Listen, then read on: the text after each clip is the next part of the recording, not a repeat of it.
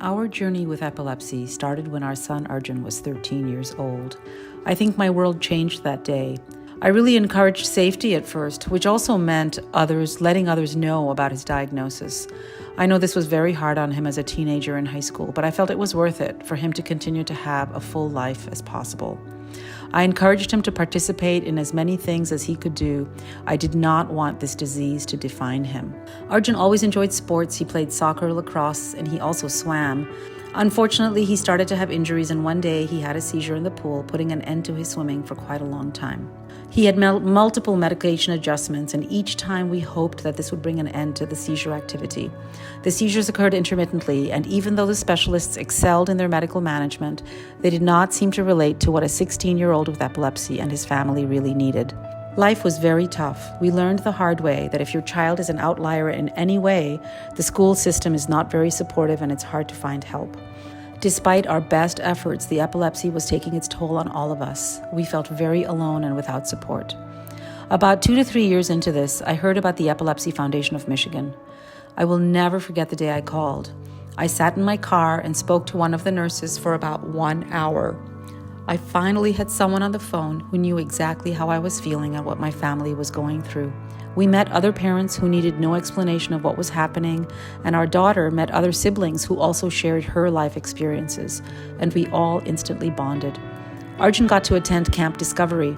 He enjoyed the freedom of being on his own, spending time outdoors with other young kids, just having a good time. Over the years, the Epilepsy Foundation of Michigan became an invaluable part of our lives. We learned about all the additional support services that Arjun was entitled to. He is now a qualified audiologist working in Pittsburgh. Unfortunately, he has had a few recurrent seizures. The foundation has continued to help us through this journey of ours. They are a truly invaluable organization. It is hard to believe that such a small group of individuals can have such a profound impact on people's lives. I feel there is nothing they cannot do, and if they can't, they will find someone who can. We are so proud to be a part of this organization and believe that it is one of the most worthwhile charities to support.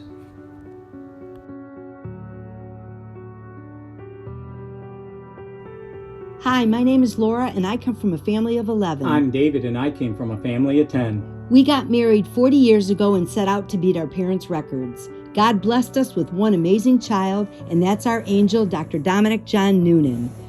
He went to U of D Jesuit High School and excelled academically, making first honors every card marking, athletically, in baseball and football, earning awards even all-state.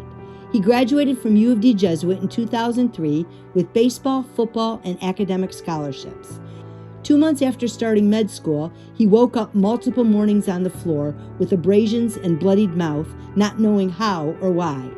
He was diagnosed with epilepsy, and doctors wanted to start him on meds. We had no history of seizures in our family, and no one saw him seizing, so why start such horrific medication with so many side effects? We decided he'd see his neurologist when on break that he'd been seeing for migraines since 5th grade, but he was working out in a gym and went into status epilepticus.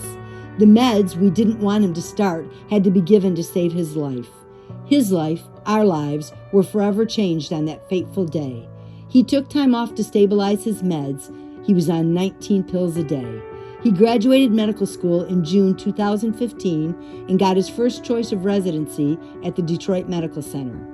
Being a doctor and epileptic, the word suit up was very vague to him, and we at that point never even heard it. Dominic turned 30 in September that year, and after a 36-hour shift in the OR, he went to bed and never woke up. The word suit up that we had never heard took his short life. He fit every risk category: male between age 25 to 35, nocturnal seizures, and sleep deprivation.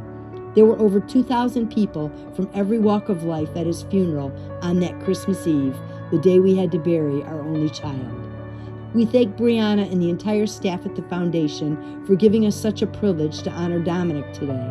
We have gained knowledge and found comfort from them.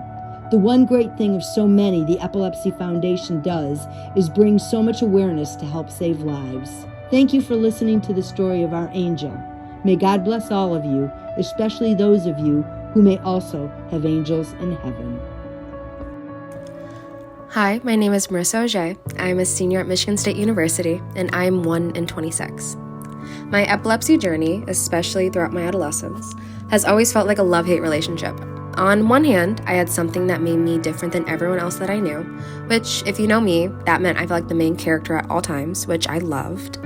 But it also made me feel extremely isolated from a young age because I was the only person that I knew with this something that made me different than everyone else I closely knew.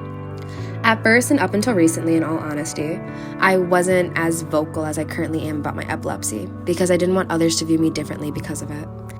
The feeling of isolation and questioning why I couldn't control how my brain worked or being in charge of my body's actions that I felt when I was younger prevented me from speaking about my experiences and connecting with others. My parents were and still are my biggest advocates, but now as an adult living with epilepsy, I've learned that becoming my own advocate is extremely important, but even more importantly, advocating for epilepsy awareness in general. This past summer, I interned for the Epilepsy Foundation of Michigan, and I have never felt so supported by others about my epilepsy journey before. I wasn't aware of the community I was missing out on and the resources I literally had right in front of me.